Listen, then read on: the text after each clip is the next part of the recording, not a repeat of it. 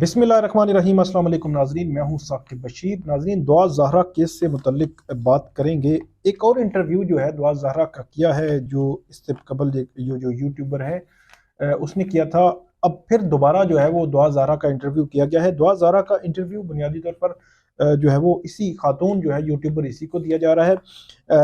क्यों दिया जा रहा है और क्या जो है वो दुआ ज़हरा क्या आगे इरादा रखती है, फर्दर जो है उसके हवाले से क्या क्या प्लान है, क्या इल्ज़ामात लगाए हैं और क्या सच क्या झूठ बज़ाहिर लगता है, इंटरव्यू में कितनी सच्चाई जो है वो लगती है। एक तो दुआ ज़हरा का जो इंटरव्यू है वो बुनियादी तौर पर जो इस दफ़ा जो उन्होंने ऑर्गेनाइज़ किया है वो थोड़ा सा मुख्तलिफ है। उसके पॉइंट्स और मुख्तलिफ जो सवालात हैं उनका तरीक़ाकार जो है वो मुख्तलिफ रखा गया है, जिससे काफ़ी सवालात इस पे जन्म भी लेते हैं। एक तो जो सवाल किया जा रहा है उसमें ऑडियो पे रखा हुआ है और सवाल में भी बज़ाहिर ऐसे लगता है कि सवाल किया गया है, ये बातें पहले जो है वो रिकॉर्ड की गई, जवाब पहले रिकॉर्ड किए गए, सवाल किया गया और उसके बाद जो है वो जवाब आगे लगा दिया गया। बज़ाहिर ऐसे लगता है कि ये इस तरह का इंटरव्यू है, और मतलब ऐसा भी नहीं है कि जिस तरह उमूमी तौर पर जो किसी भी फ़ोन लाइन पे, टीवी पे या यूट्यूब पे लिया जाता है, लेकिन ऑडियो पे होता है तो वो बंदा फुल टाइम अवेलेबल होता है। ऐसा बिल्कुल नहीं लग रहा। बज़ाहिर ऐसे लग रहा है कि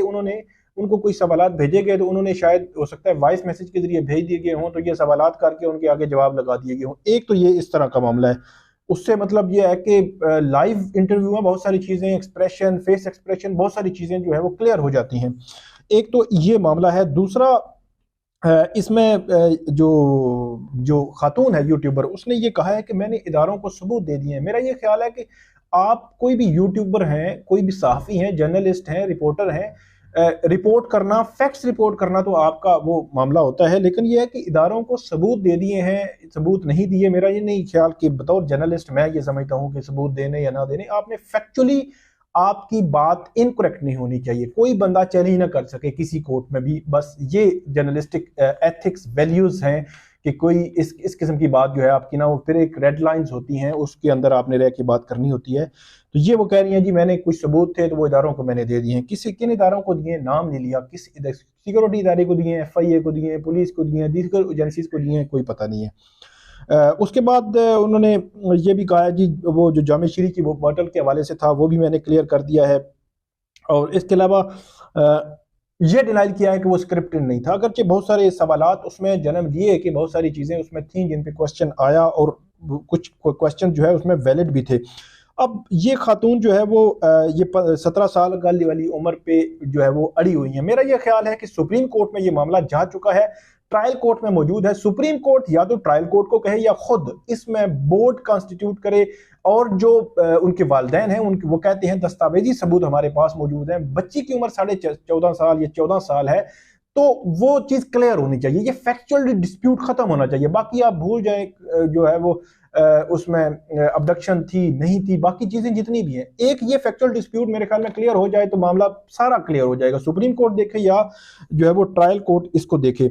बहरहाल ये खातून जो है उसको कह रही है कि 17 साल ही उम्र है। और इसके अलावा जो दुआ ज़हरा है उससे कुछ चीज़ें उगलवाई गई या कहीं गई वो दुआ ज़हरा की जानिब से कि मर्जी से वो मतलब घर से निकली, और वो ये कहते हैं कि मुझे वहाँ पे भी नहीं जीने दे रहे थे और यहाँ पे भी मुझे नहीं जीने दे रहे। तो ये उनकी जानिब से जो जवाब जो है वो उसमें डाला गया है। और इसके अलावा ये मतलब ये भी जवाब उसकी जानिब से, दुआ ज़हरा की जानिब से इसमें इंटरव्यू में आया है कि वो उसका हक है, शादी जो है वो पसंद की शादी उसका हक है जिस तरह उसके वालिदैन ने की थी। अच्छा, जो खातून यूट्यूबर हैं वो पूरे उसके दुआ ज़हरा के वालिदैन, उसके मामू, उसके भाई और उसकी सारी जो फैमिली है उसको उसमें ला रहे हैं, और उसका जो है पूरा मेरे ख्याल में वो क्या कहते हैं हर चीज़ जो है वो डिस्कस की जा रही है जो उनकी फैमिली की है। ज़ाहिर सी बात है। मेरा ये ख्याल है कि आप केस की हद तक जो है वो बात होनी चाहिए, लेकिन आप उसको बिल्कुल इन डेप्थ ले जाएंगे, आप उसमें फ्रीक बन जाएंगे, आप ये समझें कि एक फ्रीक के मुखालिफ जो है वो बन जाएंगे। जर्नलिस्टिक वैल्यूज ये नहीं है। बेशक अब यूट्यूबर है, मेरे ख्याल है इशूज यही होते हैं कि जब यूट्यूबर इस तरह की बात करते हैं तो वो एथिक्स भूल जाते हैं इस किस्म की, तो इसीलिए वो बात जो है वो बतौर पार्टी बन के बात कर रही है कि वो इस तरह है, वो इस तरह है, वो इस तरह है। दुआ के वालिदैन जो है उन पर इस किस्म के इल्ज़ामात जो है वो लगाए जा रहे हैं। उसके बाद ये भी पूछा कि आप लाइव क्यों नहीं आ रही, तो उन्होंने कहा कि हम अपने यूट्यूब चैनल बनाएंगे। तो यूट्यूब चैनल बनाने का उनका प्लान जी वो बन रहा है कि ये बात एक नई जो है वो सामने आई है कि यूट्यूब चैनल पे वो अपना इंटरव्यू, सवालात के जवाबात भी देंगे, लाइव भी आएंगे और सारी चीज़ें जो है वो उसमें करते रहेंगे। अच्छा, उसके बाद जो उसकी फैमिली के हैं, जो दुआ ज़हरा की फैमिली, वालदैन की तरफ से या उसकी फैमिली में जो चीज़ें हैं, उन तमाम को भी उन्होंने लाया कि फॉर एग्जांपल उसके जो वालिद हैं उस पर ये इल्ज़ाम लगाया कि उन्होंने इग्नोर किया। उन्होंने कहा कि मेरे अलावा कोई जो है वो जो भाई नहीं है। तो दुआ ज़हरा ने कहा नहीं, उनके 3 भाई हैं और मतलब 2 शादियां थी, उनकी 2 दादियां थी और उसके हवाले से उन्होंने सारा बताया है।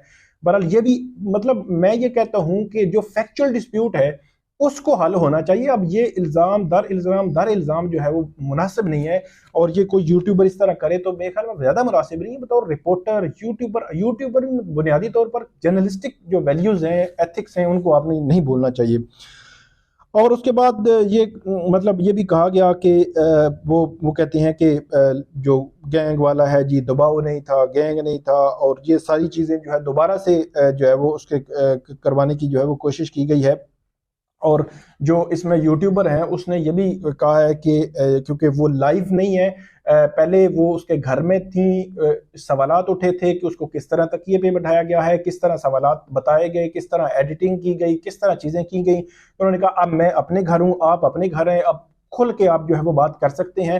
हालांकि मेरा ख्याल है कि इंटरव्यू जो है उसमें लाइव वो वीडियो में भी नहीं थे, वो ऐसे लग रहा है कि मतलब जिस तरह मैंने कहा शुरू में वीडियो में बताया कि ऐसे ही लग रहा है कि वो सारे सब कुछ सब चीज़ें भेजी गई कि आप जो है वो सवालात के जवाब दे दें, किसी भी व्हाट्सएप पे भी आप मंगवा लें, तो आप सवाल बोलते जाएं और उसके बाद जवाब आगे लगाते जाएं, सवाल बोलते जाएं, जवाब आगे लगाते जाएं। तो ये एक तरीकाकार जो है वो मेन स्ट्रीम मीडिया पे भी इस वक्त जो है वो मौजूद है। मेन स्ट्रीम मीडिया पे भी इस तरह का काम किया जाता है, लेकिन यही काम जो है वो बज़ाहिर इस इंटरव्यू में भी लग रहा है, और इस इंटरव्यू में बहुत संगीन किस्म के इल्ज़ाम भी लगाए गए हैं।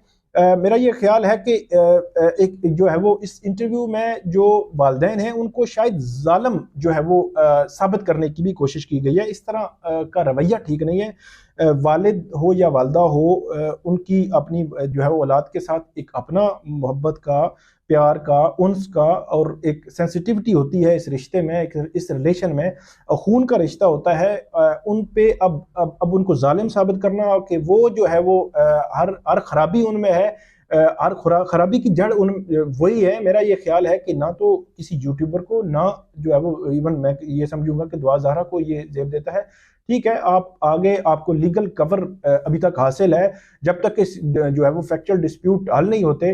देखते हैं कि सुप्रीम कोर्ट इसको हल करेगी या सुप्रीम कोर्ट ट्रायल कोर्ट को कहेगी कि आप जो है वो इस डिस्प्यूट को हल करें, क्योंकि एज का जो मामला जब तय हो जाएगा तो फिर उसके बाद अगला मरला आना है। इसमें बेसिक जो क्वेश्चन है वो एज का डिटरमिन होना है। अगर एज 14 साल डिटरमिन हो गई, 14.5 साल, तो देन मेरे ख्याल में ज़हीर के लिए भी और उनके लिए मसाइल आ सकते हैं। तो ये थी नाजरीन वीडियो से मुतल्लिक जो इंटरव्यू आया है नया, उससे मुतल्लिक हमारी वीडियो, और उस पर थोड़ा सा तबसरा, तजिया और जर्नलिस्टिक जो इसका एथिक्स है उससे मुतल्लिक ज़रूरी था कि बात की जाए।